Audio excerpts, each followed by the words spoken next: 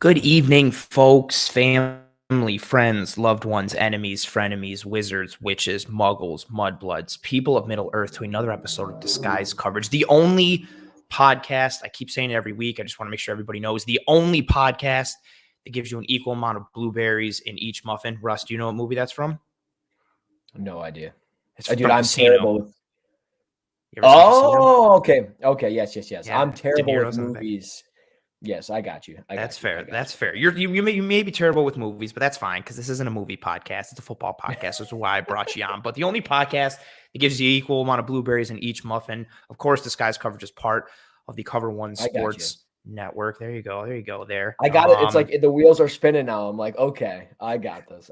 You start to connect the dots here, and appreciate everybody stopping by. We have a very fun episode tonight. And I say we because, if you're watching this, you will see that I'm not alone on the screen. And if you're listening, that should have been a key that there's somebody here with me if you're not watching and seeing on video.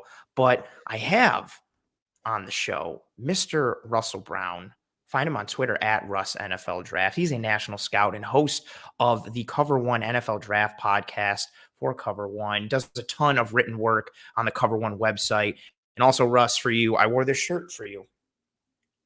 This is for you. Oh my God. I wore it for you. I should go put on my Heartbreak Kid shirt right now and just give you a That'd sweet music.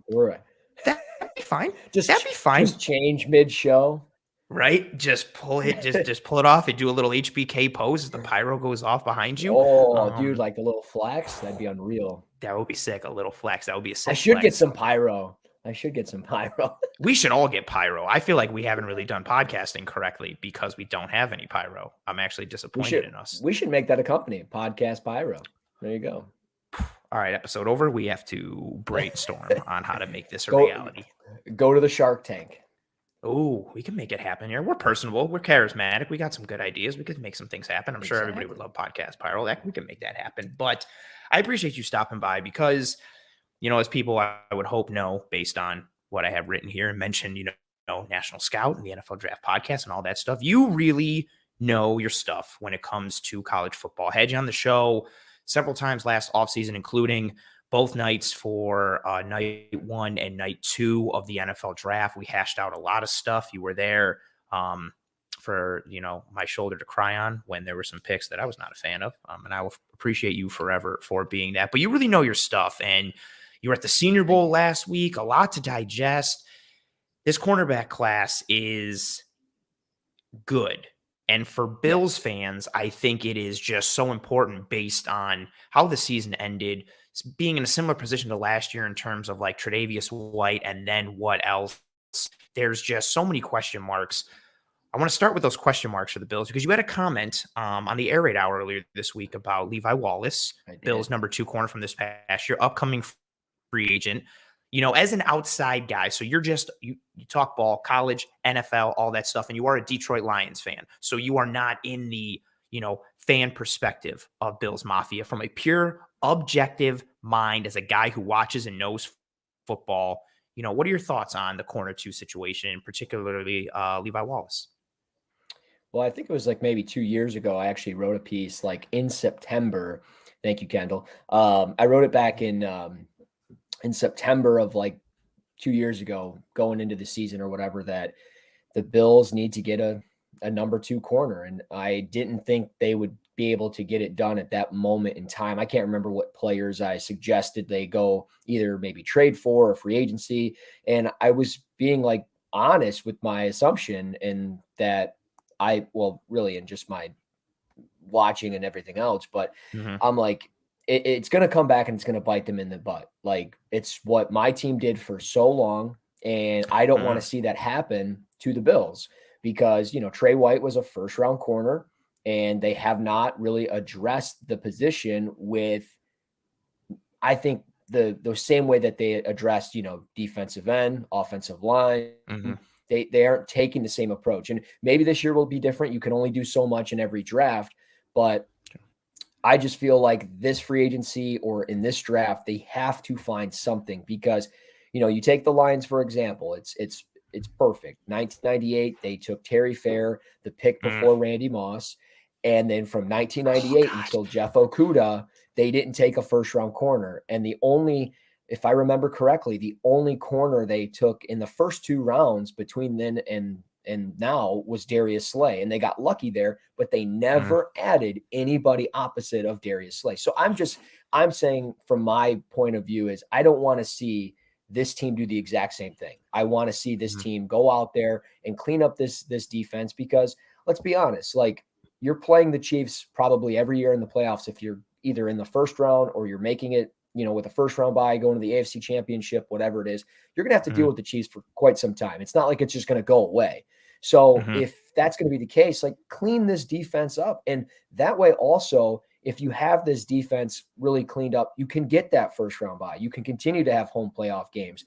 And I think that will make all the difference. And I'm not saying one cornerback is the difference maker, but if it helps you, which I think it will, that's important. And especially, and we're going to get into it here, but with first round cornerbacks are hard to find anyways, but getting one in the first round where you get that 5th-year option and you have that extra time to develop them, I think that's huge, especially considering Trey White is coming off of an injury and he's not getting any younger. So, like, you have to prepare for the future. And I know the truth hurts, but I can't live in fantasy land with Bills fans here. Like, I'm being truthful. Like, this is what could happen if you don't prepare for it. I think that's a really, important perspective to have as someone who's outside of, the Bills fan base and like the Bills, fandom and Bills Mafia and all that, whatever jargon you want to use, because it's, we sat here, you and I, last year, and I was clamoring for a corner in the first 3 rounds of this draft. Asante Samuel, baby. Oh man, ASJ, the prince that was promised. Like, I wanted Greg Newsome to fall. I love him. There was so many things that, I wanted to happen with regards to corner in that draft last year. And I think your points are solid. Like, it's just, and for me, it's obviously about Kansas City to a degree, right? They are, I know the Bengals are in the Super Bowl, but I feel like the Chiefs are still the class of the AFC, and the Bills are going to be playing them every year that the Chiefs win the division and every year that the Bills win the division. And you're probably going to have to see them at some point in the playoffs, and what they possess and what they present from a matchup perspective. But now it's past that with Kansas City. Like, the Cincinnati Bengals are in the Super Bowl, and who are the weapons that they roll with Jamar Chase and Tyler Boyd and T. Higgins? And the Chargers were up and coming with Herbert, and you got Mike Williams and Guyton and Keenan Allen and Palmer and dudes who can fly and run routes. And what happens if, I mentioned it last week, what happens if Denver gets a quarterback and all of a sudden you got Judy and Cortland Sutton and Patrick and Noah Fant, and you got Javonte Aaron Rodgers is their quarterback, let's say. Exactly. That's a nightmare, because they've got studs on the offensive side, and they have a good offensive line that people don't realize because of the quarterback play bringing that team down. There is such a slim margin for error in the NFL today. And the Bills defense, this is why I've been banging the drum as a person who covers the Bills for the Bills taking a corner here, because the Bills defense is good and their secondary is very good. Micah Hyde and Jordan Poyer are all pros. Tre'Davious White is an all pro. And I like Levi Wallace. If we'll just use him as the corner too, for this conversation, he represents a high floor and the ceiling is capped with him. But this Bills defense, even with their all pros, with Hyde and Poyer and Tre'Davious White in the back end, they're not overwhelming, physical or athletic monsters. They're not overly fast. They're not big. They're not strong. They're just technically sound. They're football players. They are good at football, and you can win with that. But the problem is when you come up against dudes that are physically imposing, either in size and height or strength or speed, you can still win with technique, but you have to be so on point with your technique that if you don't, and if you're not, the slightest slip up and you're done. If your footwork isn't on point or you miss with your hands, you're gone. If you miss on Tyreek Hill with a jam, you're gone. And if you don't have the recovery speed or speed in general or the type of technique in order to overcome that, you're done in a hurry. And I've been focused on corner last year. I'm focused on corner again this year. And, with all that being said, with what you said about Levi and the Bills and, how I kind of chimed in a bit, let's jump into this class. And I want to start with talking about how it compares to – oh, go ahead. But before I just want to say on the whole Levi Wallace thing, like, we're using him because, one, he's projected to become a free agent. He's on that 1-year deal. He was basically CB1, CB2 to end the year after that. Aaron Quinn's telling me to go shine my own shoes. You saw he's mad still. Go shave your head, buddy. Anyways, go get your shine box. I love that. Anyways, but with Levi Wallace, like his projected value of a contract is like around $9.5 million. Like, so my question to Bills Mafia and the fans in this chat and on Twitter and everything else, do you want to pay him $9.5 million over a 3 or 4 year span at the age of 27, knowing what you know about him? Because let's be honest, it's going to be pretty rare and pretty hard for him to go from this level of a corner to way up here. Mm-hmm. Do you want to go with what you know, or sign somebody that you don't know for that price, or keep that money elsewhere and go draft somebody and start fresh? Like that's the question that I think Bills fans have to figure out with the whole thing. We'll figure it out obviously in the coming weeks with free agency, but yeah, I mean, these corners are great in this class and it's a deep class, and let's get into it. Yeah, that's the exact mindset to have. Like, what are you willing? I think Levi coming back last year was terrific value, and again, he can still present really good value. Like he is a average to above average corner, and if he's the weakest link in your secondary, you have a pretty good secondary. The problem is, and I used this analogy last week, I guess I'm going to use it again. The Bills defense, when you're playing rock, paper, scissors, you need to be able to throw rock, paper, and scissors. And you can win by just throwing rock, but your odds significantly go up if you can throw rock, paper, and scissors. When you have Levi Wallace as your corner, combined with how this secondary and defense as a whole is made up, you can't throw rock, paper, and scissors. You can throw rock and some paper and maybe kind of get the scissors, but not really. And that's the problem. You need to be able to be almost matchup proof and stay versatile. And with Levi combined with what the Bills already have, they don't have that rock, paper, scissors ability, and that's really hindered them. And I'm seeing the chat jump off to a degree. I want to say this now. Questions, thoughts, comments, concerns, you know how we do here on Disguise Coverage. Get them in. I will pull up anything and everything that is possible. I love when everybody starts engaging, has questions, thoughts, comments, concerns, all that stuff. We are going to be getting to anything and everything that we can. And I know several questions that you guys have asked already, I know we're already going to cover, so I didn't want to answer them then. But just, as I see that chat blowing up, we are going to get to a lot with this corner class. And I wanted to start with last year's to a degree, because last year's class was, even before what we knew what the rookies would be in the NFL, you had a really good class last year with Patrick Surtain and J.C. Horn, and Caleb Farley is so good, but he had injury concerns. And you still had Newsome and Stokes and Campbell and all these guys. And I wanted to pull up some numbers. I tweeted this out a couple weeks ago, just because of what you can get when you go with an early corner, right? So of the corners that were taken in rounds 1 and 2 in the 2021 draft, and this is their rookie snap percentage from last year. So J.C. Horn, 13.1, but he went on IR in week 3. He was a every down starter from the beginning of the season. Yep. Patrick Surtain, the second for Denver, 82.8% of snaps. Caleb Farley tore his ACL in week 6. He had a 5.5% share. Greg Newsome, who went in the first round of the Browns, 61.7% snap share. He fought injuries. Eric Stokes for the Packers, 86.7%. Tyson Campbell for the Jags, 78%.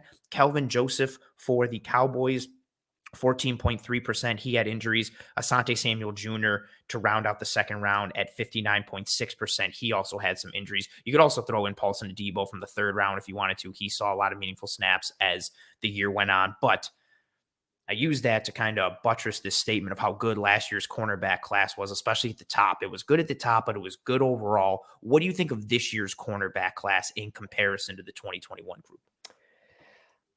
I'm not as comfortable with it as I am with that class from last year. I mean, I think it's still a very good class. Don't get me wrong. I like Sauce Gardner quite a bit.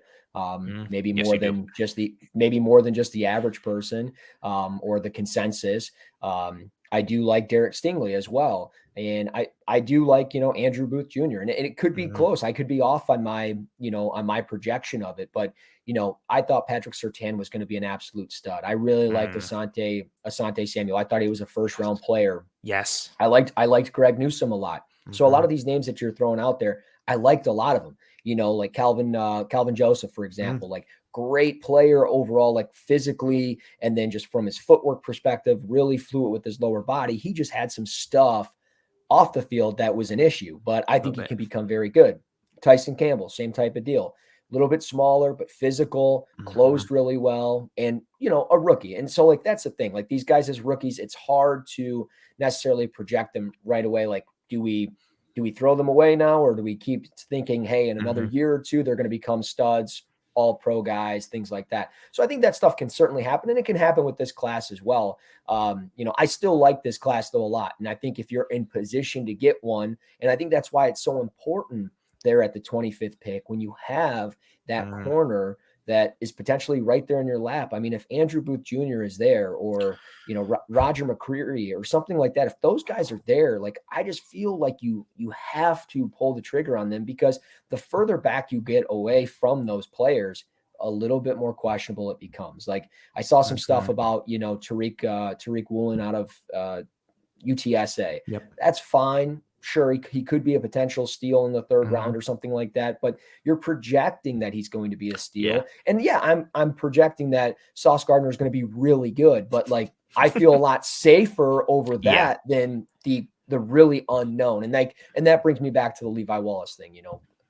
Are you going to go with what you know in free agency or the Mhm. draft over what don't know, or whatever, however it's going to shake out? But I do like this class, just not as much as last year's. I'm going to give my thoughts on this class. I want to ask you this next question before I do that, because it's kind of related. So overall, yes or no. So, but I think I know the answer. So overall, last year's class overall better than this year's corner class, correct? Yeah. Compare last year's top of the class. So those first round guys, with Surtain and JC Horn and Greg Newsome and ASJ and all those guys, compare the top of last year's class with, say, like the top 5 corners for this year versus last year's class, like the guys in the first round for each year. How does this year's first round crop stack up against the 2021 crew? Yeah, I mean, it's close. Don't get me wrong. It's Okay. still pretty close. I like, though, just, and again, maybe it's because I'm going with the known rather than the unknown, but like, I loved Patrick Surtain last year. I Yeah. loved JC Horn. I loved the physicality that I saw with those guys. Derek Stingley not playing this year really kind of is making it really shaky for me, because Mhm. I like Sauce Gardner, but like, he does get a little grabby in coverage, and he Mhm. didn't play against the best players in college. But I'm not going to fault a player like that. He's got to play who he's got to play against. And I've been watching him since 2017 in high school. Like, he went to Detroit King, and I Oh, went to a couple of their playoff games, like Edsel Ford, where my cousin went. I went and watched that. And that's like, awesome. the dude's a stud. I went to the state championship when they beat Muskegon. The dude is a stud, like, seeing him in person. So like, Yeah. but granted, Detroit King had a lot of D1 athletes that were going places and doing great things. So Mhm. like, they're a powerhouse here in the state of Michigan. But like, seeing him, it's like, I see it in college, and I'm like, man, the guy's got length. He's got the athleticism. And that's what I love about him, because he's so sticky in coverage. And I think that's what separates him from a lot of the other guys Mhm. here in this class. So, I mean, it's close. I still just, with Surtain and Horn, those guys were just so locked down. It felt like all the time, that it was awesome. Yeah, those top. I pulled up Aaron's comment here because I thought that was funny at the end. He's really coming after you. I know, man. He's going to Once lock you me in made a that Levi sharpshooter. comment, yeah, you're Oh, dead to yeah. him forever with that Levi comment. He was mad He's at like the Team 3D right now. Get the tables. Oh yeah, dude. Oh, nice reference. I So I wanted to ask you that because it leads into what I was going to say. So I think like last year's class, I think overall, top to bottom, was a better class than this year's class. I think this year's top, the Stingleys, the Gardners, the Booths, for me, McDuffie, McCreary, I think the top of this year's class can rival last year's top. Yeah. I think it's close, but like if we were merging them, you made my point for me. I think Surtain and JC Horn are still the top 2 out of that crew, even without the benefit of hindsight and what they did in their rookie years and how things turned out. Like I watched Surtain tape just because, but like I already knew that he was the best corner in last year's class, and he was I loved him. I thought he was He's great. so good. He's so good and so polished, and combined with the physical attributes. And then JC Horn, I got on in February, and I was like, I like JC Horn. He's sweet. And then by the time April came around, everybody was like, oh, well, JC Horn's going to go in the top 10 now. And I was like, damn it. You're right. Just he climbed up, and he looked really good for Carolina before he went down. Granted, small sample size. But, this year's class in comparison with that, I recognize Surtain and Horn, but there were some real hitters in last year's top of the cornerback class. This year's top, I think, it's close. It rivals that with who you have. And I know you mentioned him a little bit. I think we'll start with this question. So my first one, really for you is I shouldn't say first since I already asked you several, but who is your top corner in this class? I think I know who it is already, but go ahead and talk about who you think the number one corner in this class is. Yeah, I'll get into it. I just got to shout out my boy Damian Parson there, my guys. Dame's rush zone right there. So appreciate you, brother. Yeah, follow him at DP_NFL. He does great work for the Draft Network. He's fantastic. Yeah, he's phenomenal. But yeah, for former me, Cover One guy too. I forgot about that. Yeah. But yeah, with Sauce Gardner, man, he's what I think is what you want out of a true number one corner. He's super sticky in coverage, really fluid lower body, has the length. And there's definitely times where he grabs like the arms of the wide receiver when they're making their breaks upfield, or maybe grabbing somewhat kind of like the back a little bit. And it might not work for him against some bigger wide receivers. And that's maybe my biggest question mark with him, is not the lack of talent he played against or anything like that. It's more so, what will he do against Mike Evans? What will he do against, Devontae Adams? But fortunately for him, he probably won't have to play against that type of receiver every single week. Will he go through that gauntlet? I don't know. But I just think when you look at his athletic ability, the production, the lockdown ability that he has, I mean, he only gave up 96 yards in coverage or something like that. Like, it's ridiculous. It's ridiculous, like what he's able to do, and he's got the ball skills to match. I would like to see him become a little bit more aggressive downhill as far as being that tackler, but you can't always get everything. And with him, though, I just think there's no health concerns, there's no real issues, and I'll get into that with Stingley, I'm sure, here in a moment. But I think when you look in the top 15 of the draft, like you look at Minnesota at 12, you look at the Jets at 10, you look at the Giants at 7. I know that sounds rich and crazy, but if they trade James Bradbury, maybe they're putting themselves in position to get Stingley or specifically Sauce. So I just think he's so talented that it's going to be tough for teams to really pass on him, because we talk about projection. Well, he's already kind of here. I think projected wise, when you get him into the NFL with that right there, adding strength to his frame, he's going to go like this. And I think that's what's going to happen. I've seen some mocks that have him going to Carolina, and the idea of him and JC Horn in Carolina, I'm just like, my God. And that's the thing with Matt Rule and the Panthers. Like all of last year, we were like, Justin Fields, offensive tackle, and they go corner.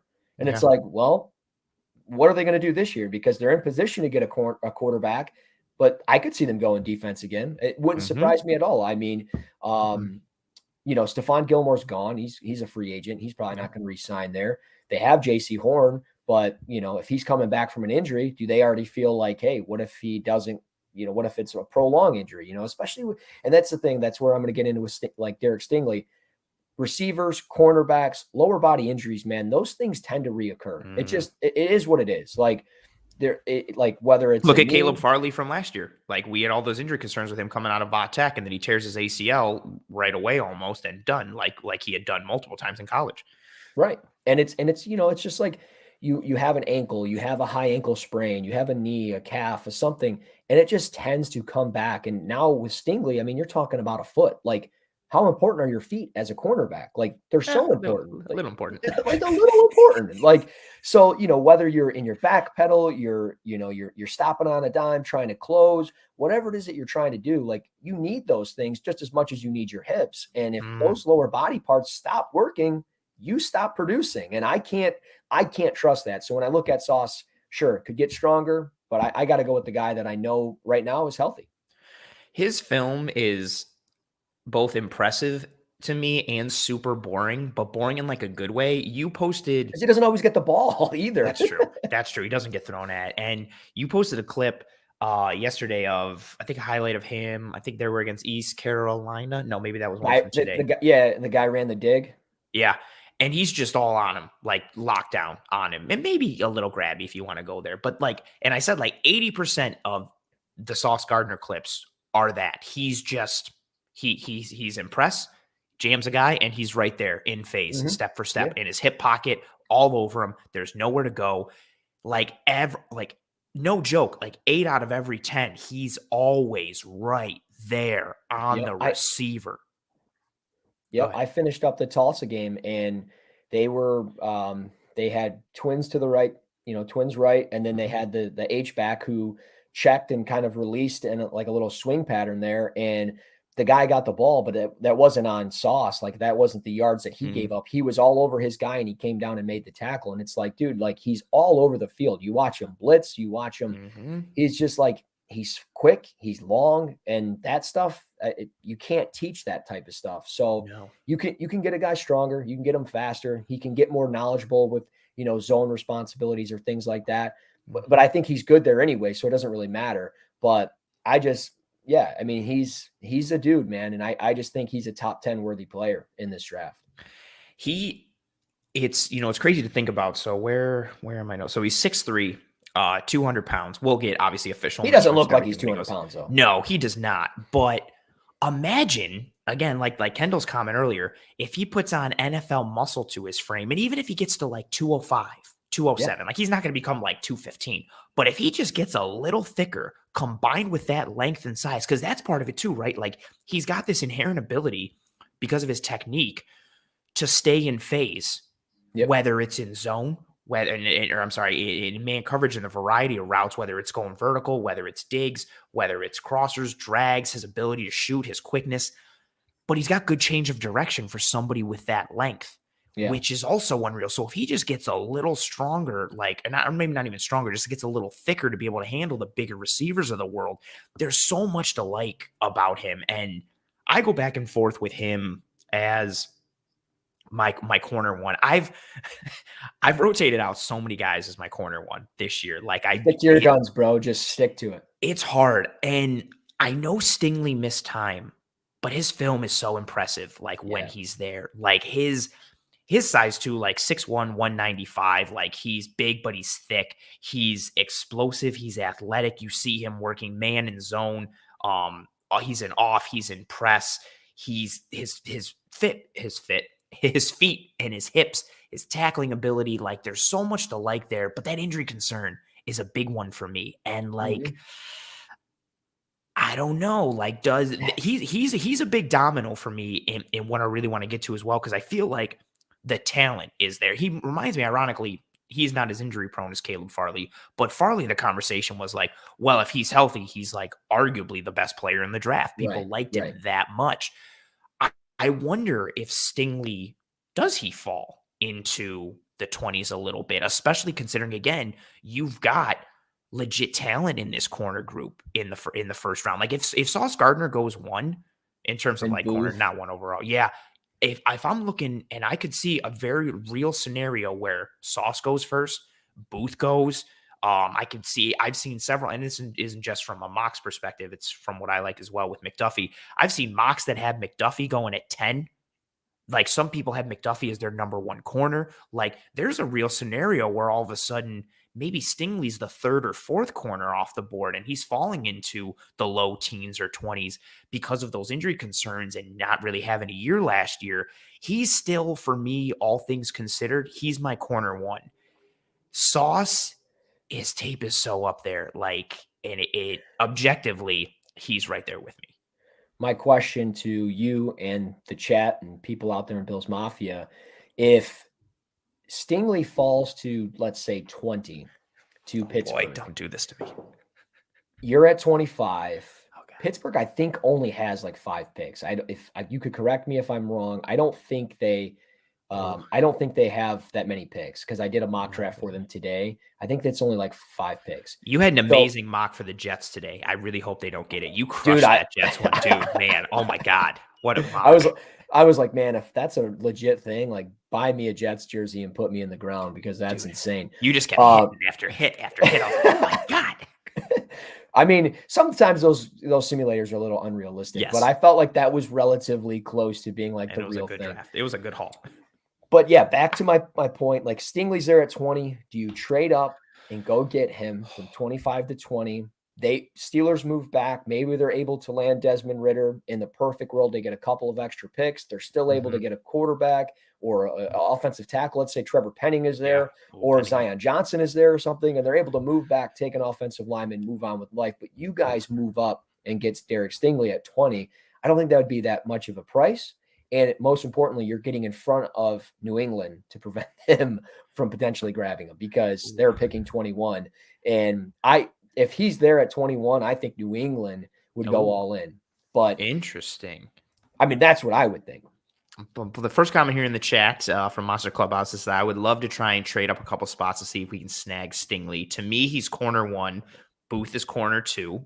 Fair comment there. It depends what it costs. If it costs a day 3 pick, I'm willing to talk. I don't want to spend a day 2 because here's what also comes in, for me. And this is, another topic. I guess I'll kind of lead into this for us here. My favorite corners in this draft are Roger McCreary and Trent McDuffie. I love them. I love them. Now, go ahead. I know what you're up to. I know what you're up to, mister. It's like Dumb and Dumber. Exactly. But no, I know what you're doing. You want to just sit at 25. Yes, I do. And have one of those guys just yes, I do. fall right to your lap. Yes, I do. Or in a perfect world, comment here just came through. I don't think he's going to last to the Bills in the second round. But if somehow Kyler Gordon could be available in the second, goodness gracious, give me that. I love, the Washington boys, like you mentioned in our DMs. But so I'll just go through it. I really think like if you wanted to make a case for Trent McDuffie being the number 1 corner in this draft, I don't have a problem with it. I watched 3 full games of his, half of another. The half was their game against Oregon, where Oregon like really didn't pass, and so I got annoyed because I was like into the third quarter and there'd been like 5 passes. I was like, all right, I'm out. He's technical, he's fluid, he's long, he hits with impact and with technique and form. His hands are good. He can work in press. He's good in bail coverage. He's good in off, zone, man. I really like what McDuffie brings. And then McCreary had some of, and he's a guy you saw at the Senior Bowl, so I'd love to get, your take on him as well. He's had, I think he can function more in zone than people want to give him credit for. But I know how much of a man corner he was at Auburn.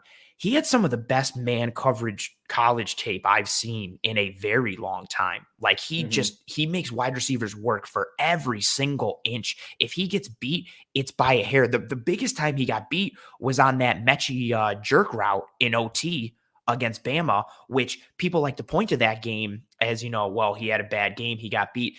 He got targeted 18 times against Alabama. There was only 7 completions against Jamison Williams and John Mechie, dudes who can fly and who are studs at college and who are going to be sick in the NFL. McCreary's tape is just, I watched 4 full games of his. I loved almost every rep of it.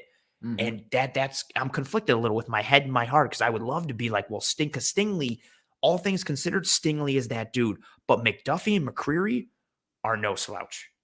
Well, and I think that's the thing with McCreary is he's going to end up going, I think, a lot sooner than people think. Maybe 25 to the Bills, but I really think he creeps up. I wouldn't be surprised if a team like Philly with 3 first-rounders goes in on a guy like that because, they need secondary help. They have Darius Slay, who's not getting any younger, but they need help within their secondary. And the Senior Bowl helped him because not only did he show great practice reps. I mean, you saw the one play where like he was backpedaling the guy on I think it was like a quick comeback or a back shoulder throw or something like that. And he like flipped his hips, closed, got his hand in there, played through the ball. And he does that stuff on tape all of the time. Whether it's with when he's in press, whether it's with his bail technique, like whatever it is, he is so fluid with his lower body. And it's against like legit, the Penn State tape is great. He's going up against Jahan Dotson almost every other snap, who's a legit NFL prospect. Yeah. Like he's doing it against NFL caliber talent with speed and route running going against him. Like, and he's still killing it. Yeah. And I don't know. I just have a feeling he probably interviewed really well. He was in his hometown of Mobile, Alabama. And I wouldn't be surprised if teams got really comfortable with him and he ends up going a little bit sooner. Maybe he doesn't. Maybe he ends up falling into the second round. Maybe he is there at 25 and that's the guy. I don't know. I'm speculating, but I just like I see some stuff in the chat like it's going to go Gardner, Stingley, Booth, this guy, this guy, this guy. Well, you're only going with that because of a mock draft simulator. I'm just I going to don't be think honest. it's that. I don't think it's that cut and dry at all. Like if you told me that McDuffie or McCreary or somebody went with Kyler Gordon in the teens, I wouldn't be thrown like off by that. Like there's because of that talent level. Because there's surprises all of the Yes. time. Like Atlanta could take Sauce Gardner at 8, and Huh? at 10, Stingley could go to the Jets, and then there's Yeah. not another corner taken until pick 21 to, let's say, New England, and they take Andrew Booth Jr. or whatever. Maybe Philly at this point's already moved back to, let's just hypothetically say, like 23 or something, and because somebody wants to move up and get Trevor Penning or a receiver or whatever. And then you have Philly sitting there and they take Roger McCreary, and then the whole board changes. And the teams that you didn't think were going to take them at those specific spots end up changing the whole board. So Yeah. it's going to be so interesting on how it plays out with all of that. But I'm with you as far as like, I could, there's a surprise in there and it could be McDuffie. I haven't personally watched him or Kyler Gordon because I haven't gotten to the Washington tape yet because I'm working on an article on Sauce Gardner, and I didn't want to get too conflicted on watching too much tape and then not finishing my pieces that I need to get done. Nice. So it's just one of those things. But yeah, I'm excited because I know McDuffie, from everything I've read, is going to jump out the gym. I started with, I watch a lot of Pac-12 football. I try to dedicate as much of my Saturdays to time with the wife as much as possible. And so, Fair. But I watch a decent amount, not even a decent amount.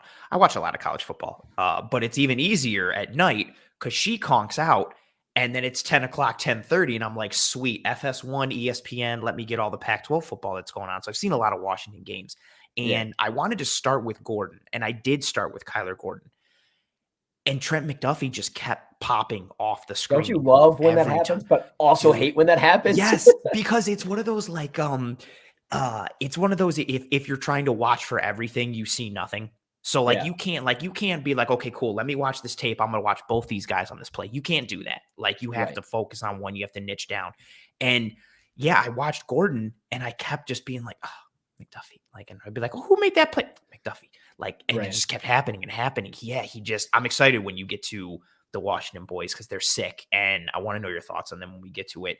One per player I want to know your thoughts on. He's been blowing up in the chat a little bit. I got into a discussion with Mookie Hawkins about him several nights ago. Kaiir Elam from Florida. What are your thoughts on him? I will preface, I'm not a huge fan of Elam's, but I want to know your thoughts before I dive in. Well, I do like that. He's got a football background in his DNA, right? Like he's the nephew of Matt Elam. Yeah, but is that good DNA to have? Like Matt Elam was kind of a bust. I know. But I mean, at least maybe he's been learning the game at least at a young age. I don't know, but True. He's 6'2", 195, so you can like live with that. I do like the way he comes up in tackles. I will say that. I think from a zone ability, I think he can actually do a pretty decent job there just because he closes relatively well. And when he's in that zone, he's not really worrying about being in press man or anything like that. Like he can drop into, his deep half or whatever he's going to be running. And maybe he's got curl to flats responsibility and he's got that swing or there's a screen or something like that. Like I think he comes up and he closes pretty quickly and he does a good job making those tackles. So I like him from that perspective, but I can understand why some people are a little bit hesitant with them because it feels like at times like his hips are a little stiff. There's times where his height is not because he's tall, but like he's more hunched over or he's not as squatty. His pad level's high. And it's like, dude, why are you playing up here? Bring yourself down here. So I think that's the issue I come into with him, but I still like his tape. I don't think he could go in the first round. Crazier things have happened. I don't think he'll be a first rounder personally. I think he'll be one of those guys that when we get into, the round 2 preview here on the show and we're doing a live stream and we're like, okay, who's the guy that's going first? We're going to probably talk about him, I think, on that second day as, pick 37 to whoever, or whatever. So I think that could be possible with him. I love your grade on him. I second that. Like I have a second round grade, like a day 2 grade on him. I've seen, and I think this is where, and I don't want to say what I'm about to say, but I'm going to say what I'm about to say because I think so many people base their draft thoughts on two things. One, mock drafts from websites and writers. Two, highlight tapes that they see on YouTube. Highlight tapes make everybody look amazing. That's why it's a highlight tape. So it's designed to make you go like, oh my God, that guy's amazing. You're not going to get any sustainability from watching a highlight tape. And then they see these mock drafts and it's like, man, Timmy Timerson put Kaiir Elam as his, that's my favorite guy that I go to for all my draft content. Has Kaiir Elam as his number 3 corner and has him going, 15th overall. He's got to be sweet. Let me look him up on YouTube. And then you look up Elam highlights and you're like, dude, he's sick. I want Kaiir Elam. And you do that. And it's not just with Elam. It's like with literally everyone. Right. And so I understand the clamoring for him. I started with the Alabama tape from Kaiir Elam and I didn't like it. He was, especially like the tackling, like he was so out of control and just missing tackles. Robinson scores a touchdown on a little swing pass and just jukes him so bad he wipes out. Like he falls down flat real bad. He was grabby. But then he had a couple of nice stops, one-on-one on Jamison Williams. But I found him to be really grabby. And I felt like he was big. We see his size, but he wasn't using it and he didn't show up. And I compare that to, maybe this isn't fair, someone who I know you're starting to dive into, but haven't fully yet, Emerson from Mississippi State, his tape versus Alabama, I was not expecting it to be as strong as it was. And that's someone who's using his size and his length and physicality. And I went to go watch Elam and I had high hopes and I didn't like the Bama tape. Now, granted, his other tape was much better, as I feel like it probably is for a lot of people who aren't playing up against Alabama. But I think of that of like, okay, you're playing against NFL caliber dudes and you're having a hard time.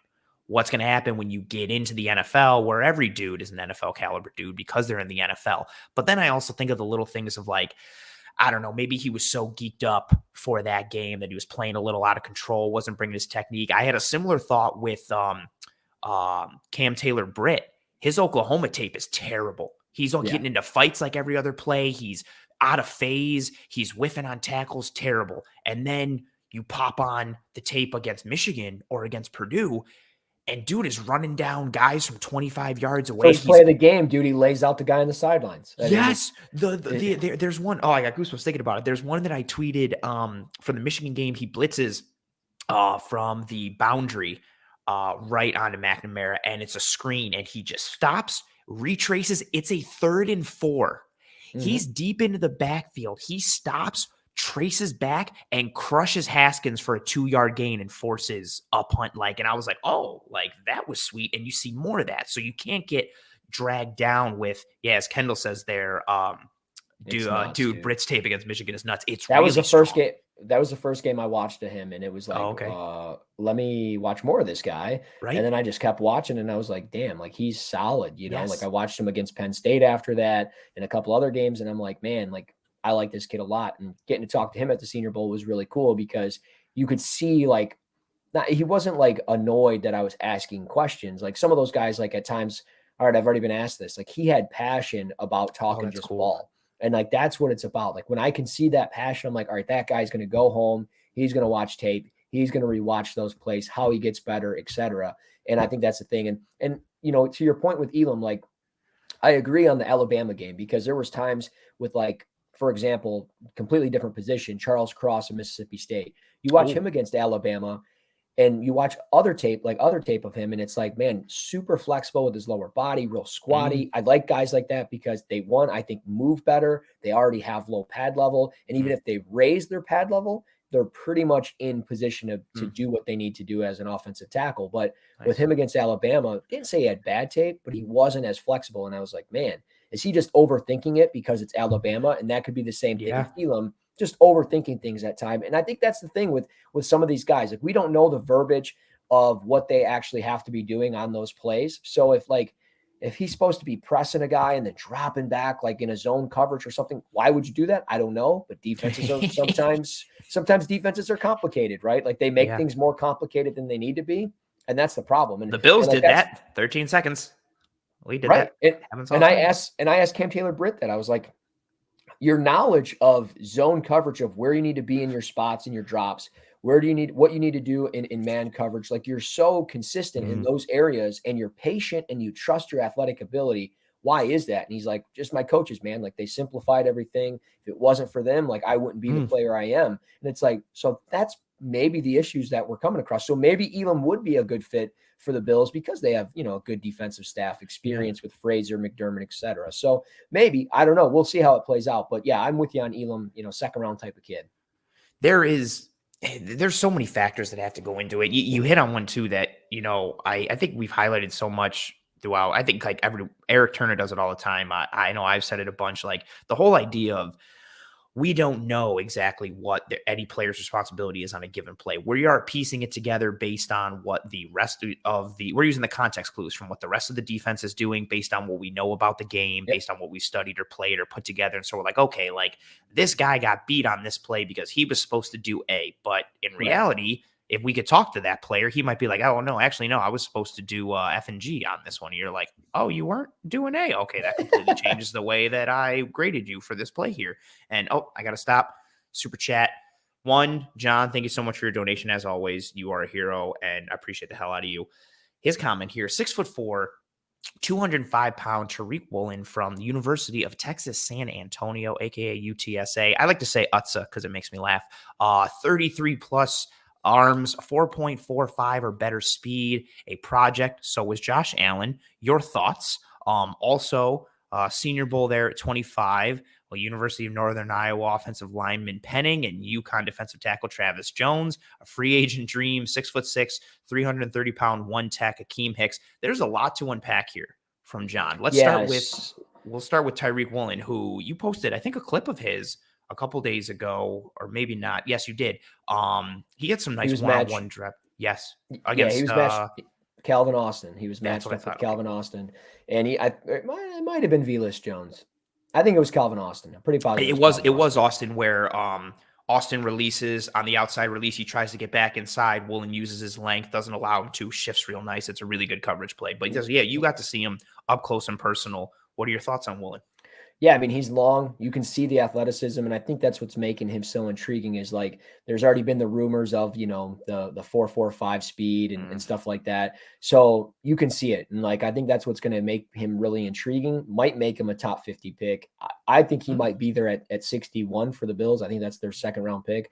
So if that's the case, like, I think you could easily take a guy like that because, especially in the second round, because he's a little bit of a project, but when you have that length, that athleticism, I think you can do a lot there. But I wouldn't take him at 25, especially if some of these other corners that we're talking about are there, just because of, again, it's kind of what you know versus what you don't know.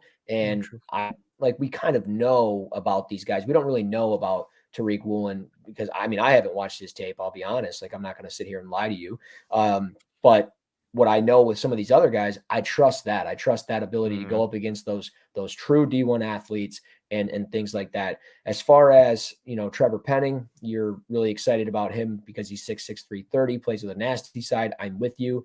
Could you play him at offensive tackle in this offense and maybe move Spencer Brown or Deion Dawkins to guard?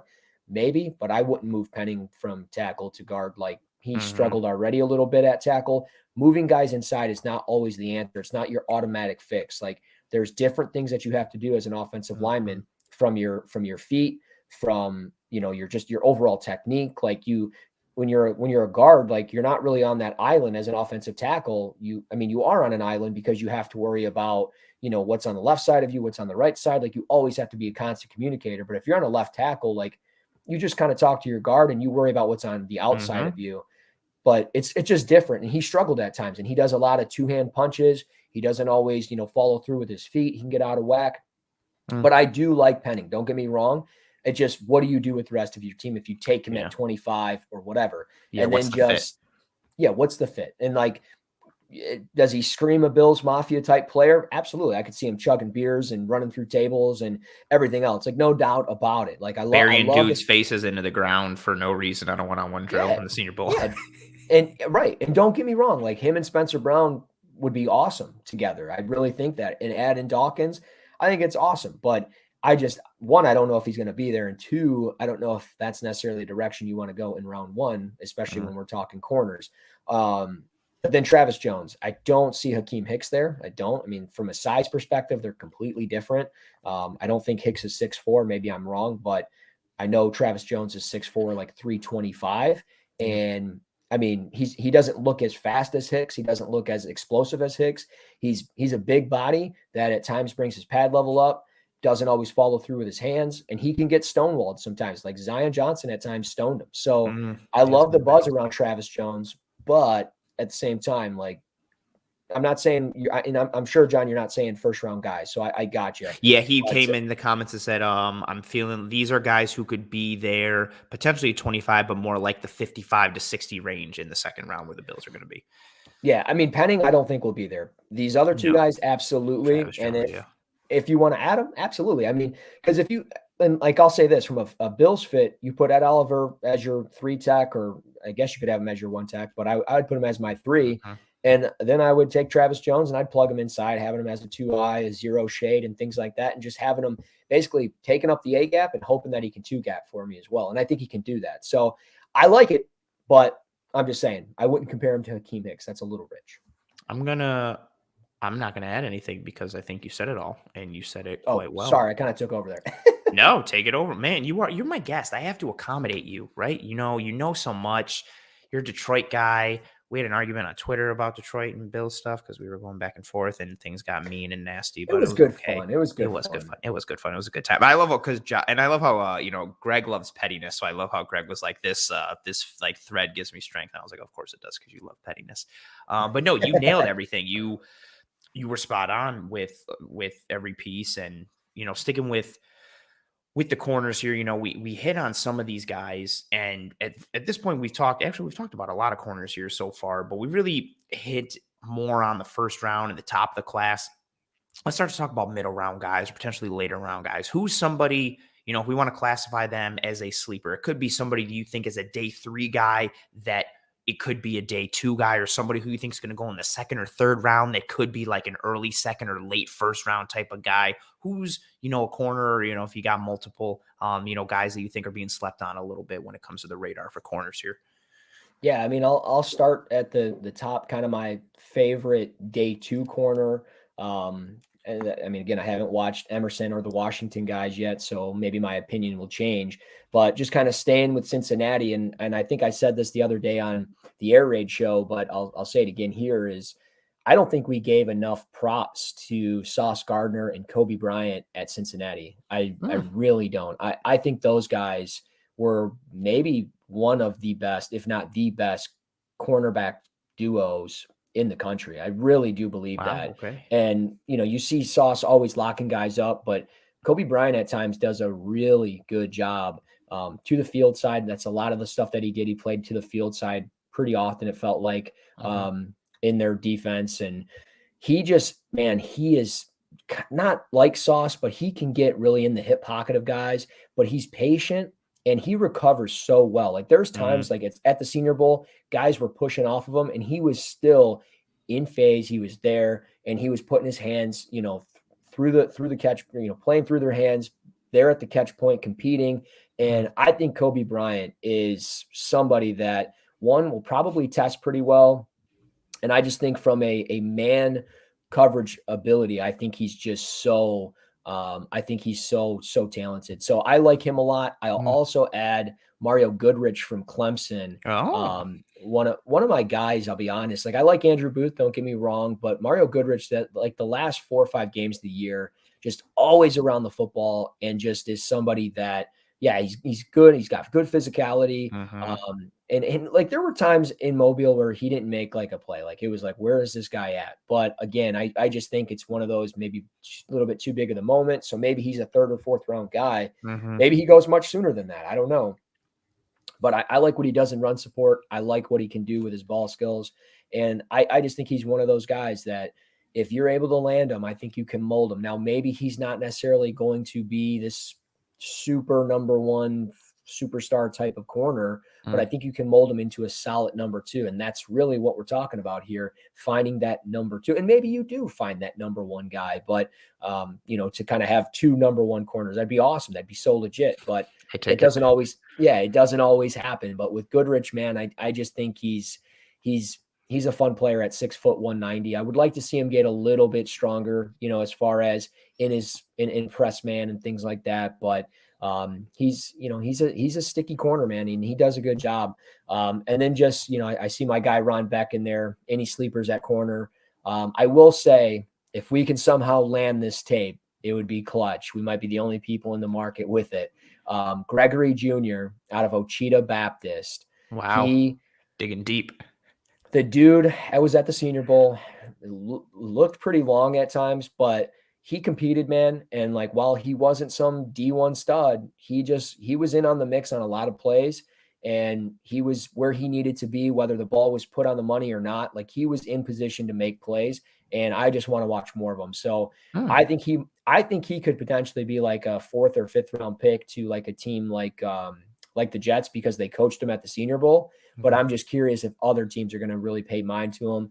And maybe he's not. Maybe he's undrafted. I could be completely swinging for the fences too far for a kid that I don't even know other than 3 days of practice. But what I saw during practice, man, I was pretty impressed with. I like that. I'm going to root for him so hard now, just so I can go back and find this and clip it. I was talking to a guy, Mike Kay. He's a beat reporter for the the Eagles, I think, for like NewJersey.com or whatever it is. And we were talking, and he was like, man, he kind of like reminds me of like Jason Verrett. And I don't know if it was because of the look, that's high praise. But, and maybe he's injury prone. I don't know exactly why he said that, but like, I can't get that out of my head. And now I'm like, I need to find this guy's tape so I can watch and see if it's Jason. If Verrett could have stayed healthy, he was like a top 10 corner in the league. Verrett, tomato. When he was healthy, he was such a legit corner. Like, he just could not stay healthy. His TCU, right? Yep. I remember him coming out of TCU. He was sick with the Chargers, and even when he went with San Francisco, he was good, but he just could not stay healthy. Right, and maybe it's because Ochita Baptist, like, they got purple helmets. Maybe it's just like the whole TCU thing. But yeah, no, he was at times, he was like kind of legit. It was like, okay, let me write this guy's name down, and I like him a lot. So we'll see what happens. And I will say, Cam Taylor-Britt, we kind of already talked about him, but I would definitely circle his name because I'm a big fan of that kid. Again, I've already talked about it: patience, ball skills, kind of the football IQ of knowing where he needs to be in his drops and everything else. I think this kid he'll probably be a 3rd or 4th round pick, but I think he's definitely worthy of it. I think when you start to get into these like sleeper territory and like the mid round pick kind of guys, it's all about, you start to see, because there's more unknowns, and you start to see, okay, how do we maximize their strengths and mitigate their weaknesses? Because usually there's more weaknesses or deficiencies as you get lower down the board. Goodrich is somebody for me who I profiled him when we did the Senior Bowl episode of the Film Room last week.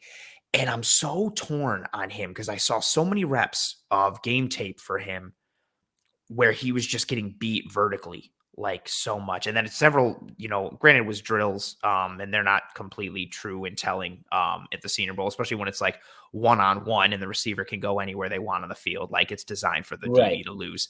But his vertical coverage scares me. Times when he was just getting blown by and just was not able to carry. But then he'll come back and perfectly leverage coverage in a cover 2 scenario. Or he drops deep and he passes off 1 and he takes 2 coming out. You're like, oh my goodness. There was a against NC State. It's real simple. They just run hitches. The 2 receivers on the left side, they're twins. They run hitches. One is in the slot, obviously the other on the outside. And Goodrich just sits in between them as the outside corner and leverages it to the point where the quarterback is like, and he tries to look back inside. Linebacker has already come over, so he can't go there. Goodrich sees that and then starts to pop more outside, and the quarterback has to throw it away. It was this was like a gimme play for the offense, and Goodrich's leverage and coverage just made it a throwaway and an incompletion and turned it into a 2nd and 10. And then you see the physical piece. I tweeted out one of his hits against Pitt. He hits this receiver on this smoke route screen so hard. he Yeah. turns him horizontal to the Yeah. feet. Like parallel, like he snaps his body. The whiplash is so intense. So Spine Goodrich, buster. dude, literally almost like that. Like he spears him so hard that the receiver's Rhino like, gore. that's exactly, it's like a rhino gore. Exactly. Like Goodrich hits him here. The upper body of the receiver literally goes like that. Like he almost snaps him in half. Like you see that physical piece and the tackling ability, his ability to come forward. And it's so intriguing. And you think of a team like the Bills or whoever it is, right? You can't teach that kind of physicality and that kind of burst and that type of click and close. But maybe you can coach them up and cover up for them a little bit in some of the vertical aspects of some of the coverage pieces. So I saw more, highs and lows with him. Kobe Bryant, I feel like I'm super in the minority on this one. I like him. I don't love him. And I don't know if it's because I thought he would be better, especially knowing that he won the Thorpe Award. And I liked what Cincinnati did. And he didn't do anything bad. I want to say that in the tape I watched. I watched 3 games, but he also didn't wow me. And then I'm thinking okay, but that's still serviceable. He made a couple plays that pop, but he didn't do anything where I was bad rep, bad rep. I just wasn't blown away. But I guess, I don't know, boring isn't a bad thing in a corner if you're always just in position and doing your thing. Okay, that all. I mean, I mentioned it earlier when it came with Sauce. His tape is both exciting and boring at the same time because he's just always covering and not getting the ball thrown his way. So maybe that potentially works there too. No, and I think with Kobe is what I like most is just how it feels like he's consistently playing through the hands of guys, despite at times losing downfield. There's going to be those times where he's going to get beat and he's going to get beat deep or over the middle on a post or on a dig or something like that, and he won't be able to, close the gap and play through the catch point, or play through the hands of the receiver like we've been seeing. But I just feel like with how I'm seeing it, I have to go with what my eyes are seeing and not what I could potentially project. And I got to trust what my eyes are seeing. And he did it a lot at the Senior Bowl. And I'm like, man, and watching more of Sauce and everything for this article, it was dude, I clipped 6 plays of Kobe Bryant doing that all the time. And it's I have to go with what I know on it, but I respect you on how you feel about it. And you could be right. I could be wrong. That's the beauty of this whole thing. So don't be torn. Stick to your gut on this, my man. I hate him. No, I'm just kidding. Yeah. I think it's because I went in excited. I went in there super giddy to watch it. And then I was underwhelmed, but that might be because, again, I set that bar too high. And I wasn't underwhelmed in a bad way to the point that I was he's a bad corner. Nobody should draft him. I'm out. Right. But yeah, he does some things well in it. And I mean, again, not that awards are everything, but you're not winning the Thorpe if you're a bad corner. That's a tremendous thing.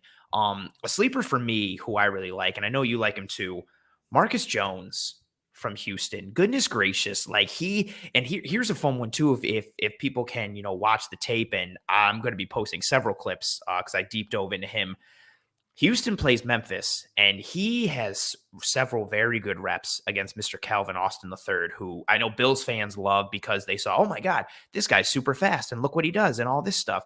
And he's become a darling of really the draft world, but especially for Bills fans because of the week he had at the Senior Bowl.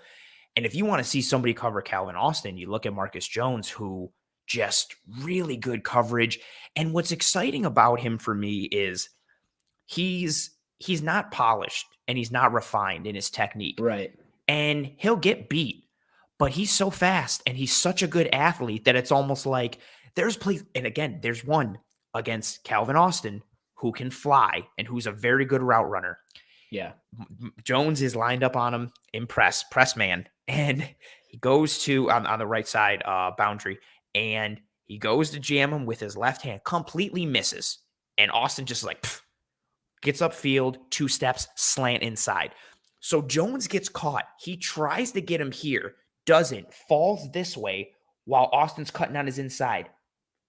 No big deal. Even though Austin's a really great route runner and super fast, Jones just quickly slow turns, opens up his hips, bang, beats him to the spot on the slant, flips, knocks the ball down. And he knocks the ball down he's a yard and a half away, but he jumps and he's mid-air, comes around Austin, slaps it down, doesn't turn his body. And I was just like, good Lord, what an Yeah. athletic play from that guy. And then obviously when you pair it with what he's done in the return game, he's got 9 return touchdowns. He's explosive with the ball in his hands. Like he's just such an athlete. And he's so intriguing to me because, he's on the smaller side. He's 5'8", 185. I know we talked about him a little bit in the Senior Bowl film room. Eric thinks he's, destined to be a slot corner in the NFL. I get that. And I think he could be functional as a slot. I like some of his outside capability and versatility. But he's someone that intrigues me because I feel like he's such a ball of clay, like with his athleticism and even with his play responsibility in his career. So he played 2 years at Houston. He was at Troy for 2 years before that. He's got 162 box snaps, 512 in the slot, and then 1,075 outside. The positional versatility combined with his athleticism and speed, you get him on a team that can coach guys up. I really think he could be a legit dude, not just if you draft him, you're going to get a day one stud in the return game, both punt and kick. So that's an awesome bonus. But I really think if you coach him up, I think he could be something at the corner spot. What are your thoughts? Oh, I'm with you 100%. I think if he would have been at the Senior Bowl, he was supposed to be. He opted out not going. Yes, I was so sad. For whatever that reason was. I don't know if it was an injury. I don't know if it was COVID stuff. I don't know. There was quite a few different guys that opted out. That was unfortunate. Yeah. But if he was there, I think we would have been talking about him more because he would have been matching up against, Calvin Austin and certain guys like that in one-on-ones. And I don't know if maybe he would have lost every rep, but I just, with that rep that you just talked about on the slant, the way he recovers and the way he's able to just the burst with what he's able to do, no matter what direction his hips are going, it just his hips could be going this way and he's running this way. And it's so impressive. And he's doing it without technique and refinement. Like he's just doing it because he's a good athlete. So imagine what he could do if you add the IQ piece and the coaching and the technique. Good Lord. But even if you don't get it all, even if you don't get 100% of it, you only get them, 80% of it or whatever, that's going to go a long way. But like you mentioned, positional versatility. Imagine if you're playing up against a team, and I have my whiteboard behind me, and I so desperately want to grab this thing and just start drawing up on there, but I don't think you guys will see it. But imagine if he's in the slot right here, Trey White's on the outside. You got kind of a twins bunch to the right or something. Matt Milano's over here. And Matt Milano's got inside responsibility. Trey White's got outside responsibility. You got a safety over the top, and you blitz Marcus Jones off the edge with nobody paying attention. Quarterback goes like this, turns, gets wrecked, fumble. Freaking Ed Oliver scoops it up and is running down the field for a touchdown or whatever. That is the stuff that I love to see, especially with a guy like that. So I'm with you. I don't know what range he's going to go in. I mean, I'll be honest. I don't know where his draft value is going to be.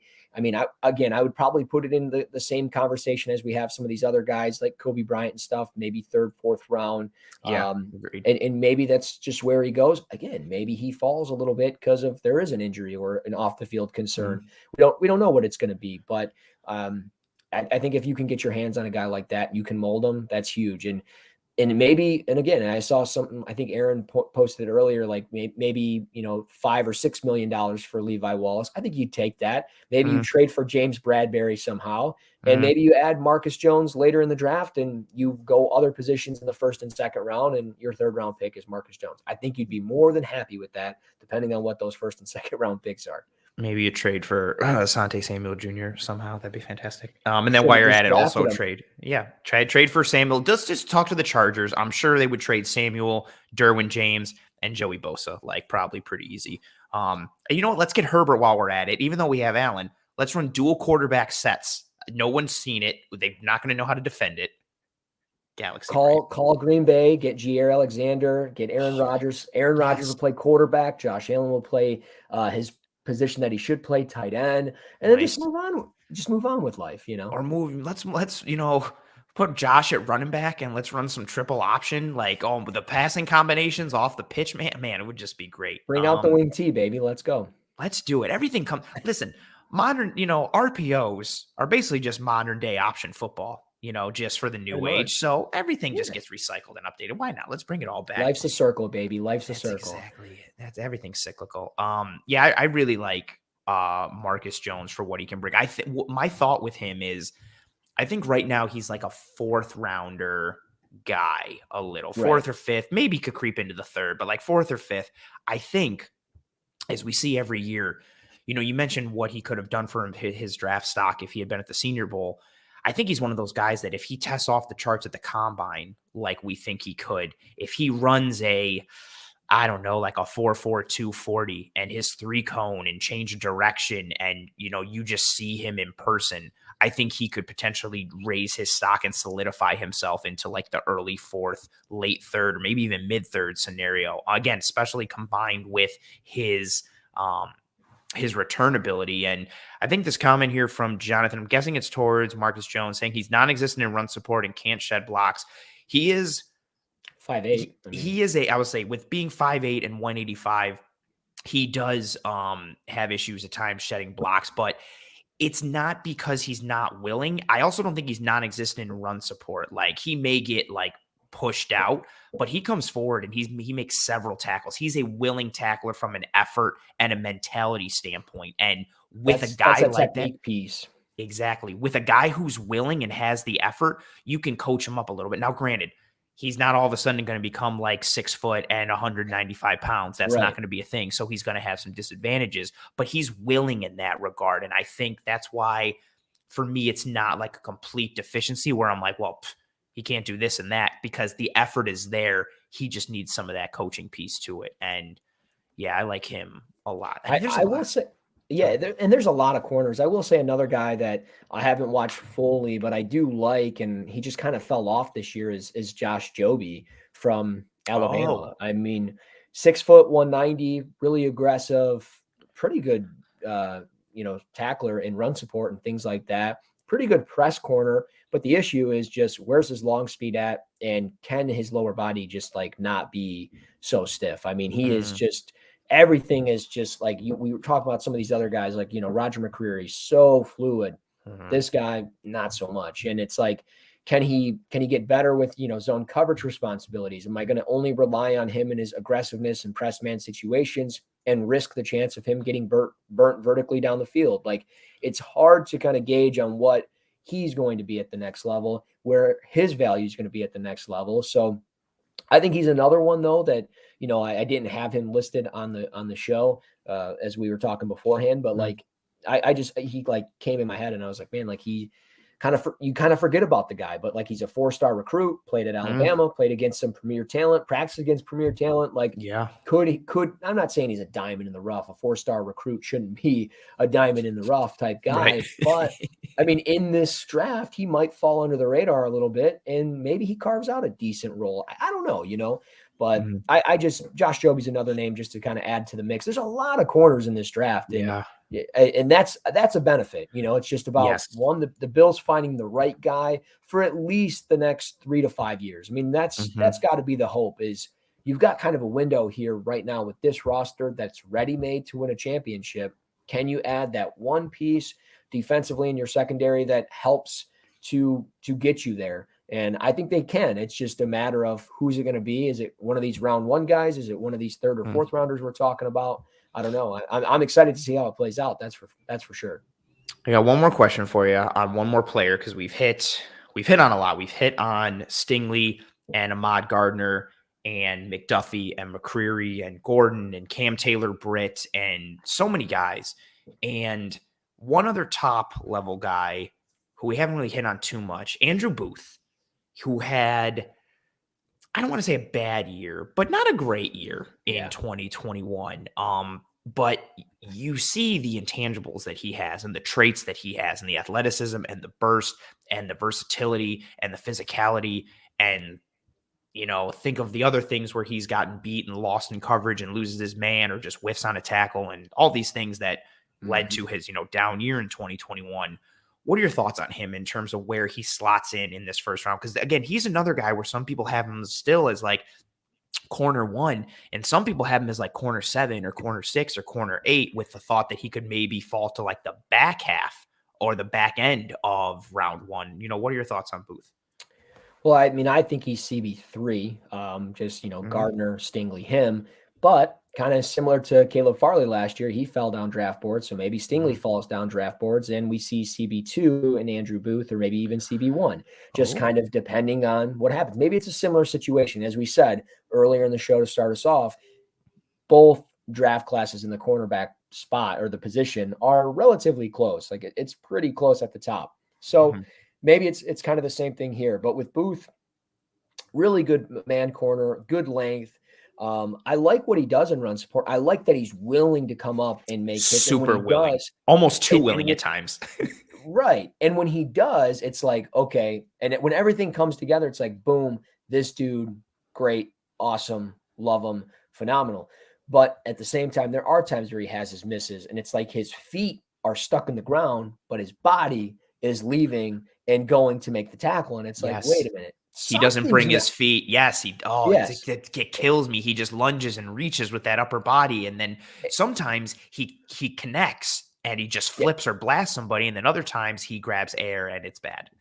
Yeah. And I think if he can become a little bit more consistent there, that's huge. But I think he's got relatively loose hips. I think he's got relatively quick feet. Yes. And again, I think from a man coverage perspective, he's relatively sticky. I think maybe more so just recognizing, what's happening with the receiver in and out of his break. Is he breaking inside? Where's my leverage got to be? Is he breaking outside? Is he going vertically? Trusting that. And again, that's the big thing. These guys know what they're doing. They know their jobs. It's just about trusting it. And I think at times he loses that trust because he's got a lot of pressure on him. He's a 5-star recruit playing for Dabo Swinney, playing for a national championship caliber team in Clemson.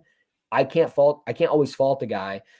Personally, I can't always fault him when he's doing that. But from a grading standpoint, it hurts him at times. But I still like him.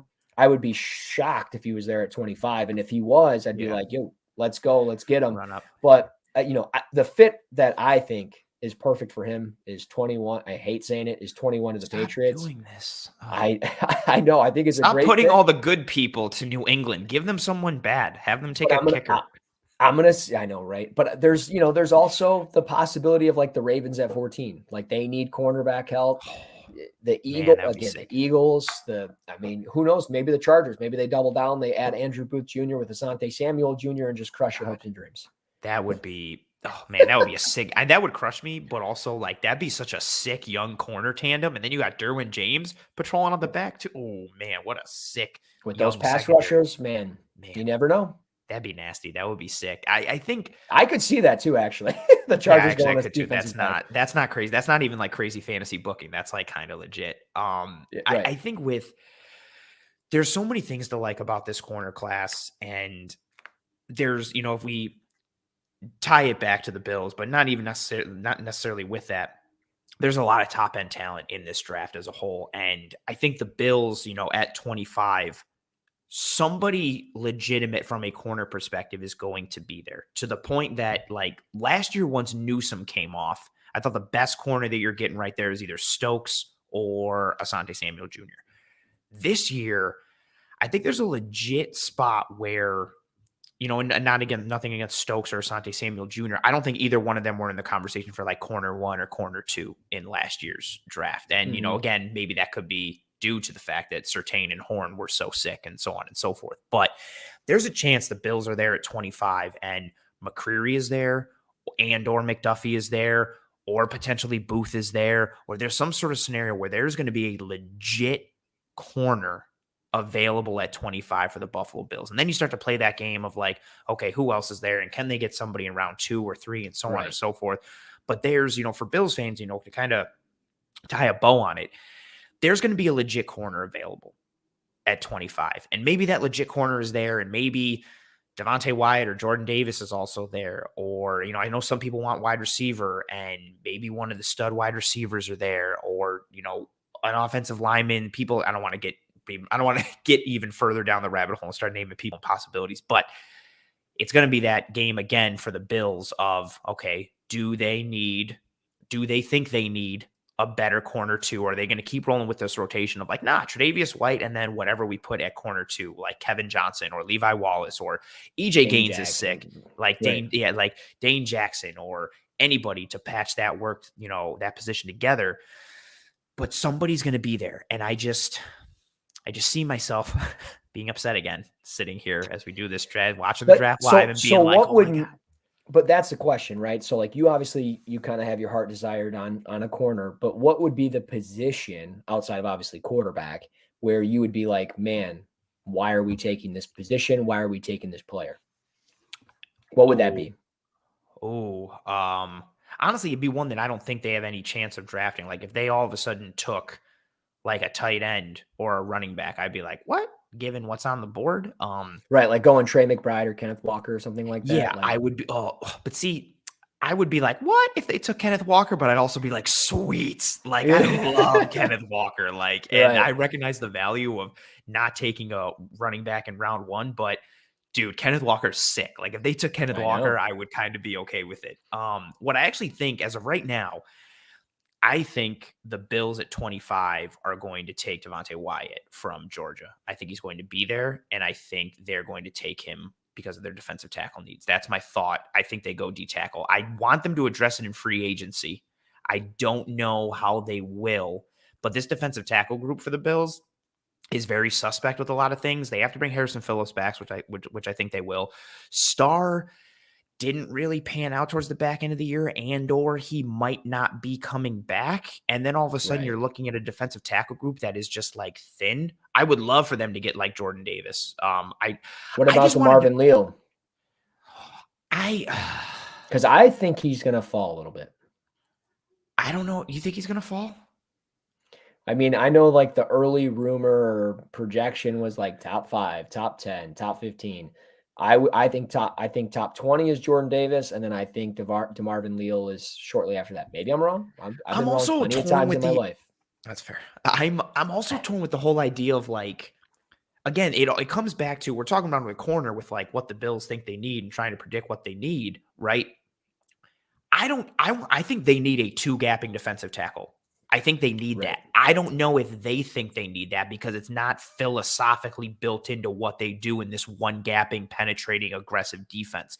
So that's why I think it's more like, obviously guys got to fall, but like to the point that I said that to say this, like even if Jordan Davis is there at 25, I don't know if they take Jordan Davis. Like I know a lot of people have been saying it all year, like, oh my God, look at this mountain of a man, much like Bills fans did with Tyler Shelvin last year. Well, like, oh my God, look at this guy. You can plug him in the middle. Look what he's going to do. The Bills didn't use their defensive tackles like that. Shelvin doesn't fit their archetype. Jordan Davis, I think, can do a lot of things, but I don't think he fits the Bills' current archetype and design. That gets into my head with all these like pick 25 things. The Bills are probably going to go like wide receiver and take somebody that we were just like, oh, okay. And we'll be like, all right.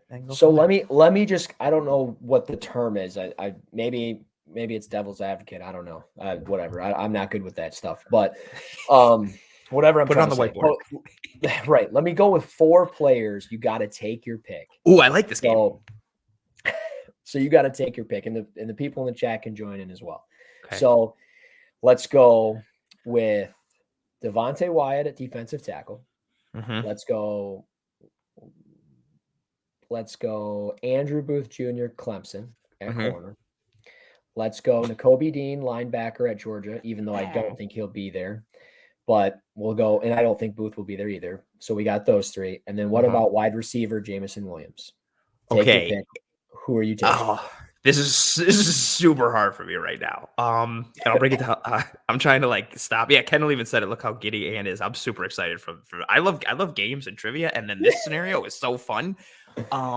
One, it's not going to be Nakobe Dean, but he's arguably my favorite player in this entire draft. His tape is some of the most fun. Him and Trayvon Walker are just like, I mean, that whole Georgia defense is loaded, but their tape is just, they are heat-seeking missiles in everything that they do. Would you think Devin Lloyd would be there instead?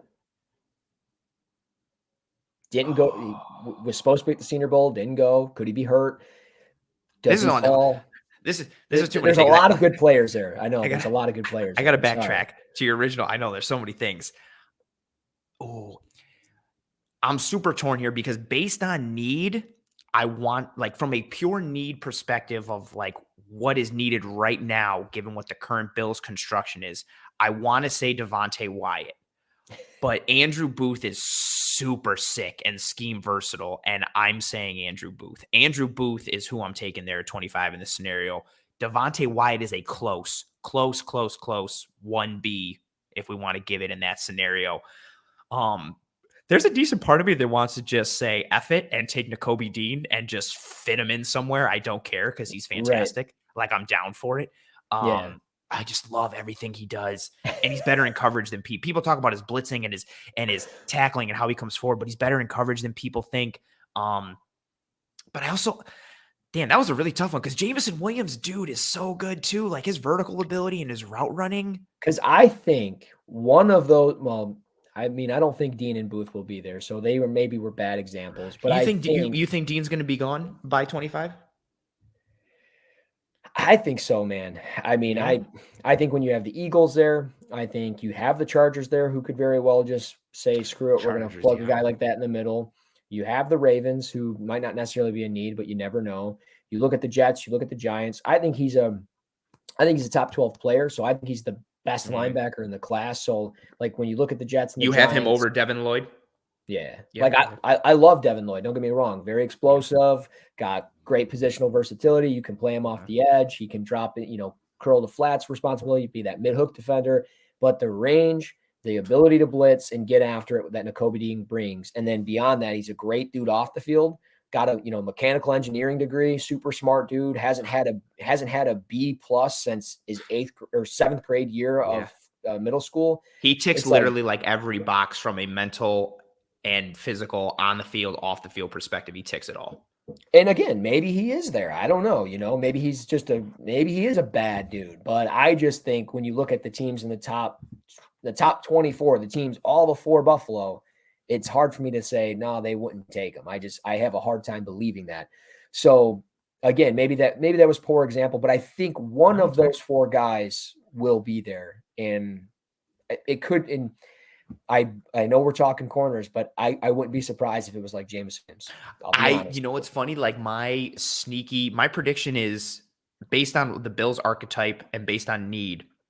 That's why like my prediction now is Wyatt. But I have like a sneaky feeling that it's going to be like Jameson Williams or Olave or somebody like not Drake London, although his tape is sick. Like if they go with wide receiver, like I wouldn't be floored. I would like, no, not at all. I wouldn't either. That's a position grouping that's still, I think as we get closer to the draft, that might flesh out a little bit more because I don't think Emmanuel Sanders is coming back. I still love Cole Beasley, but he's been banged up and hasn't been able to stay healthy. He might be gone. Like if all of a sudden those things are happening, I think wide receiver becomes a very, very real play. Like if you're going into this draft and the Bills wide receiver roster is Stephon Diggs and Gabriel Davis and then question mark, I think wide receiver could be a very big possibility there. And I would not, I mean, how do you get upset if the Bills take Jameson Williams? Like that's so sexy. Like he's so fast and so explosive. And like he's another dude. Like my favorite thing about Jameson Williams is how hard he goes on special teams as like a gunner. It's unreal. It's unreal. Like he is a stud wide receiver who gets on gunner duty on punt coverage and goes hard. Not just like, man, I gotta be like freaking gunner. No, he's like, dude, strap up and then gets after it. Like that's just that's from an in between the ears perspective, dude, that's huge. Yeah. And again, he could be the first guy off the board as far as that position goes, right? Like he could go Atlanta at 8. He could go freaking the Jets at 10. Like there's a lot of things that could happen. Yeah.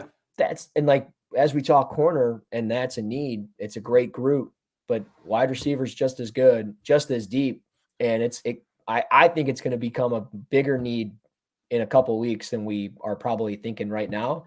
And I think, eventually we're probably gonna have to do this again and do wide receivers because it's such a deep group up at the top, from Olave, Wilson, Burks, London, Williams. You have Jahan Dotson.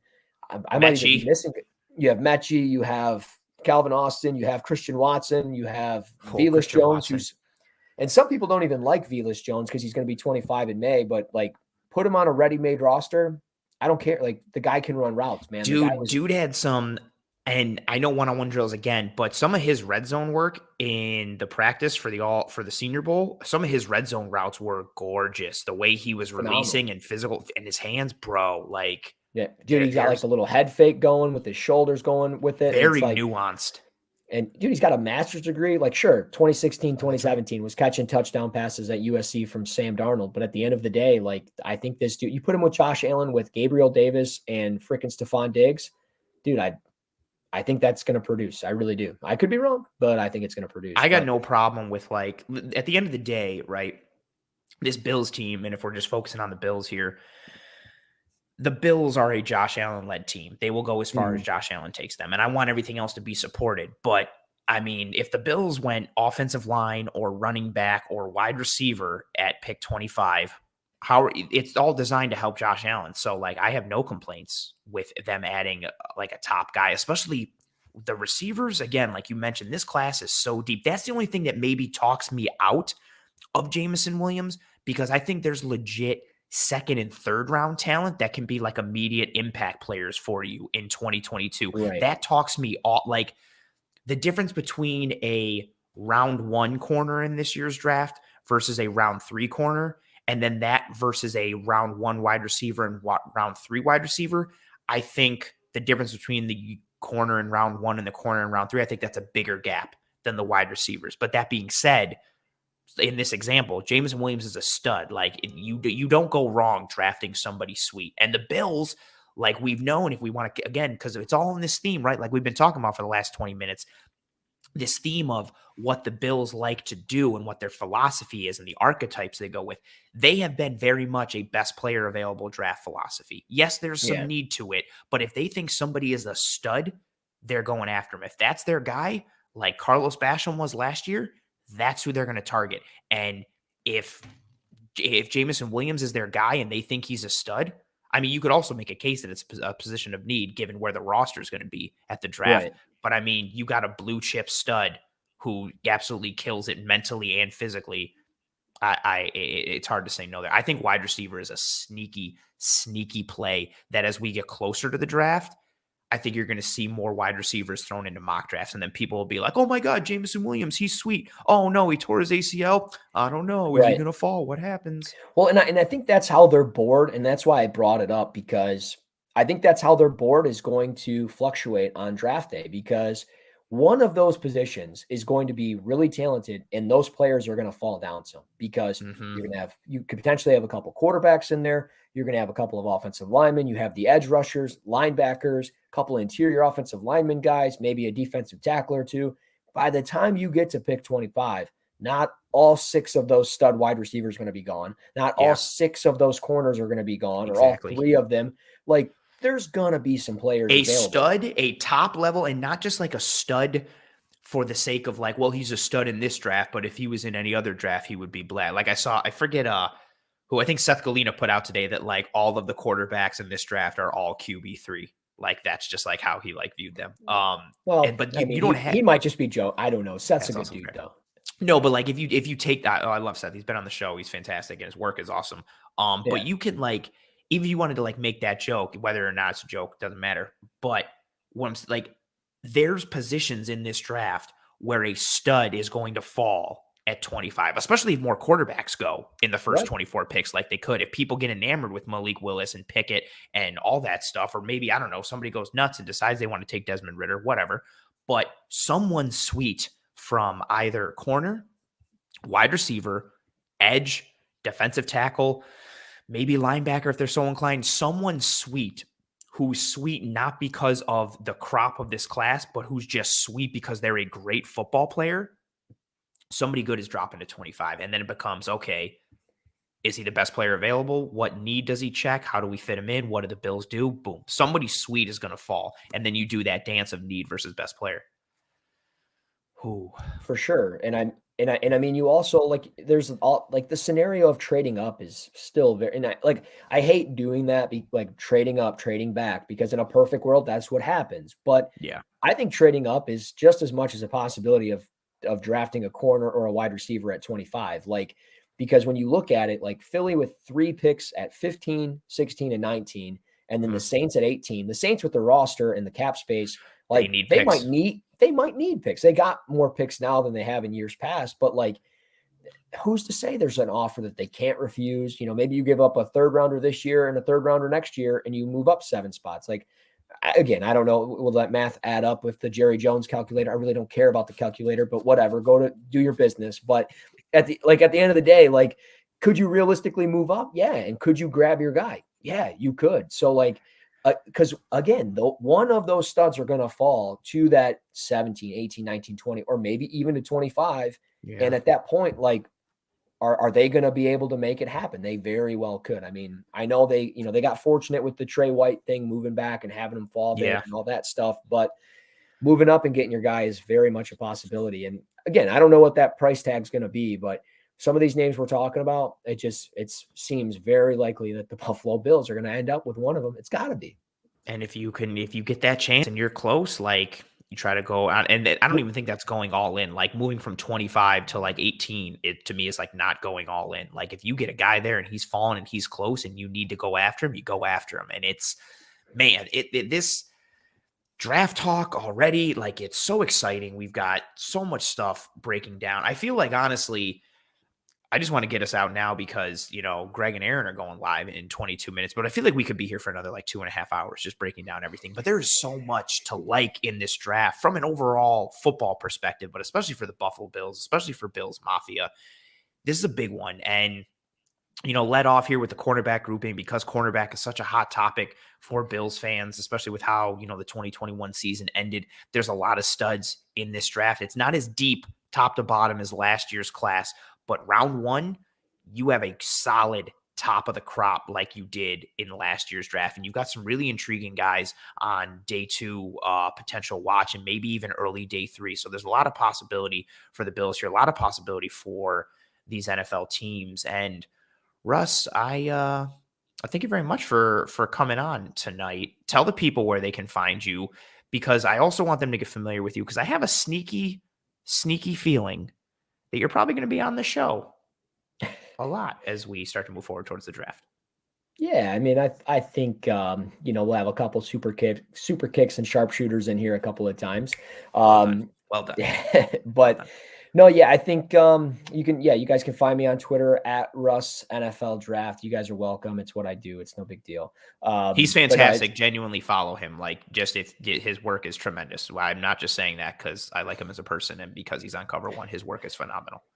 Well, I appreciate that. But I mean, find me on Twitter at Russ NFL Draft. Find the Cover One Draft podcast on Spreaker, Spotify. We're going to do some YouTube live stuff here either this week or next week and kind of get it going, breaking down prospects, the whole thing.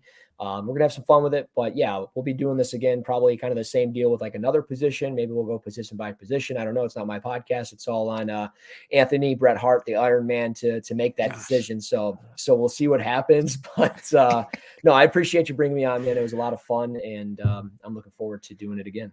No, hell yeah. You were a gentleman and a scholar as always. So thank you to you. Thank you to everybody who rode with us live in this episode. The chat was jumping. The engagement was fantastic. Appreciate all you guys. If there was anything that we didn't get to, your question, comment, thought, concern, whatever, tweet at, actually, let me take down the Toodle so that way you can see the Twitter handles right there. Tweet at Russ, tweet at myself. We are very active and engaging when it comes to the old Twitter machine. So get at us in that regard. And want to throw up, I know there's a lot of guys still here. Who are we sponsored by on this show? You guys should know by now. You see the logo. I never get it right. Bottom left. Damn it. Forget it. Underneath Russ, you see the One Pie Pizza logo. Oh, why do you? There you go. Yeah, see, it's so hard. There you go. Russ gets it. Who are we sponsored by on this show? You know the deal. One Pie Pizza. See the Twitter handle there at One Pie Pizza, WNY. The link to their online menu is in the episode show notes here on YouTube. Also in the episode description for the show notes on any of the podcasting apps and platforms. If you are listening instead of watching, I've said it once. I will say it a million more times. Best pizza in Buffalo. Sweet sauce pie, homemade blue cheese. They're phenomenal human beings on top of it in terms of their generosity and their charity. They're a family-first company, and it's not just a slogan. That's who they are. They are phenomenal. I am thrilled to continue this partnership with them throughout the offseason. Get yourself some One Pie Pizza. They're doing Super Bowl orders now. They will sell out. That's not just a ploy to get more orders. They will sell out because their pizza is that much in demand. They are fantastic. Get yourself some One Pie Pizza. Please rate and review and subscribe to Disguise Coverage, to Cover One. I know it's corny, but please drop a like as well. You would be shocked to know how much a like goes in terms of helping this show and this channel to track and trend in front of more eyes and ears and all that stuff. Thank you to everybody who joined us live. Thank you for watching. Thank you for listening, whatever have you, and your download later. Tell all your family and friends about Disguise Coverage, or if you think this show sucks, tell your enemies and try and ruin their day. A listen's a listen, a download's a download. Follow Russ on Twitter. A like is a like, baby. Boom. A like is a like. A thumbs up is a thumbs up. Thank you to Russ. Thank you to everyone. Everybody get an IV and some water and come back in 18 minutes for Greg and Aaron on the Cover One Buffalo show. We also have a free agent extravaganza show coming up on the Cover One channel this Friday at 8 o'clock. Cover One Super Show this Friday. It never stops around here. The regular season's done, but the offseason's in full gear. There's a lot of stuff that's going on. We appreciate you guys. That was a long outro. That's Russ. I'm Anthony. Bret Hart is better than Shawn Michaels. Take care of one another. I appreciate you guys. I'll see you next week. And as always, go Bills.